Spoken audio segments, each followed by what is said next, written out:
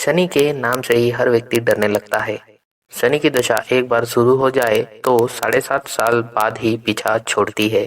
लेकिन हनुमान भक्तों को शनि से डरने की तनिक भी जरूरत नहीं है। शनि ने हनुमान को भी डराना चाहा, लेकिन मुंह की खानी पड़ी। जानिए कैसे।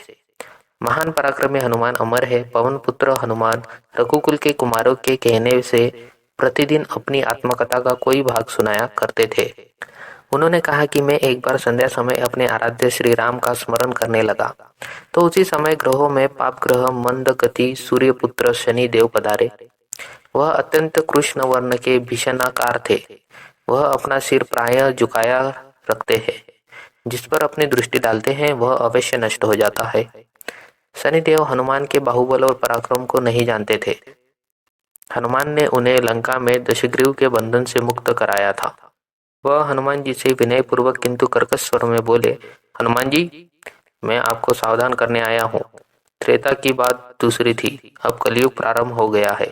भगवान वासुदेव ने जिस क्षण अपनी अवतार लीला का समापन किया उसी क्षण से पृथ्वी पर कली का प्रभुत्व हो गया।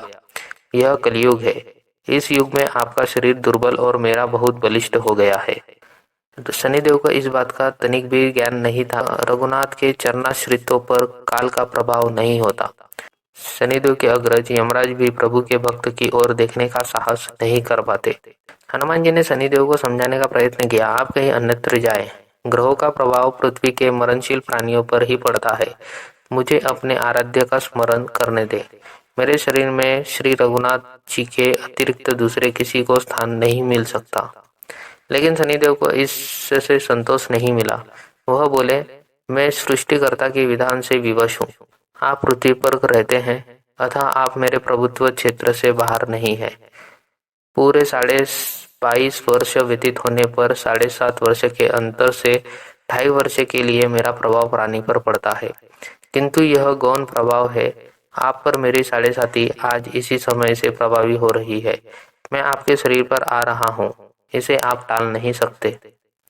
फिर हनुमान जी कहते हैं, जब आपको आना ही है तो आइए। अच्छा होता है कि आप मुझे वृद्धों को छोड़ ही देते। फिर शनिदेव कहते हैं, कलियुगी में पृथ्वी पर देवता या उपदेवता किसी को नहीं रहना चाहिए।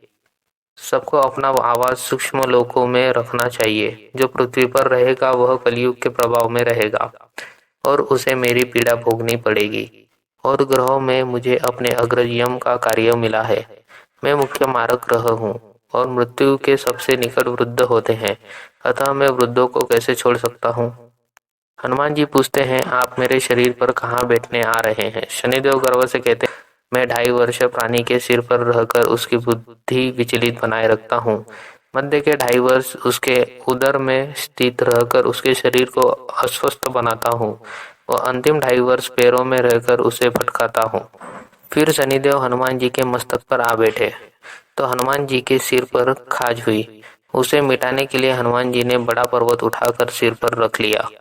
शनिदेव चिल्लाते हैं, यह क्या कर रहे हैं आप। फिर हनुमान जी कहते हैं, जैसे आप सृष्टिकर्ता के विधान से विवश हैं, वैसे मैं भी अपने स्वभाव से विवश हूँ।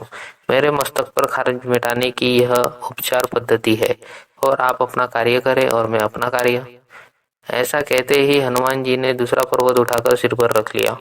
पर इस पर शनिदेव कहते हैं, आप इन्हें उतारिए, मैं संधि करने को तैयार हूँ।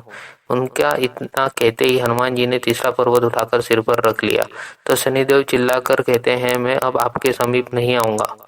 फिर भी हनुमान जी ने नहीं माना और चौथा पर्वत उठाकर सिर पर रख लिया। शनिदेव फिर चिल्लाते हैं, पवन कुमार त्राहिमाम त्राहिमाम, रामदूत अंजनेय नमः। मैं उसको भी पीड़ित नहीं करूंगा जो आपका स्मरण करेगा। मुझे उतर जाने का अवसर दे। हनुमान जी कहते हैं, बहुत शीघ्रता है कि अभी तो 5वां पर्वत बाकी है। और इतने में ही शनि मेरे पैरों में गिर गए और कहा, मैं सदैव आपका दिए वचनों को स्मरण रखूंगा। तो दोस्तों, ये कहानी थी हनुमान जी और शनिदेव के बीच की। आपको ये कहानी कैसी लगी मुझे कमेंट सेक्शन में जरूर बताइएगा। तो ऐसे ही कहानी के लिए जल्दी से इस चैनल को कर दीजिए सब्सक्राइब और बेल नोटिफिकेशन ऑल पर सेट कर दीजिए। और जो भी हनुमान जी के भक्त हैं वीडियो को लाइक जरूर कीजिए।